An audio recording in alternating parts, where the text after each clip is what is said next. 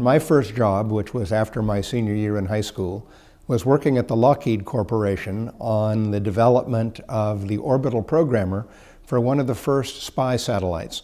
This was a satellite called Midas, which was designed to fly over the Soviet Union and look for intercontinental ballistic missile launches as part of the early warning system for the United States in case we were attacked.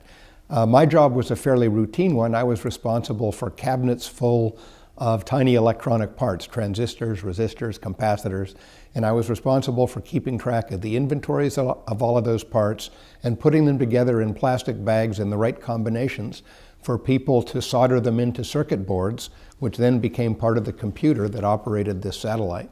It was really exciting to have a job like this for a kid who grew up excited about rockets and space. When I was in elementary school, I was making little solid rockets out of my mother's used lipstick tubes.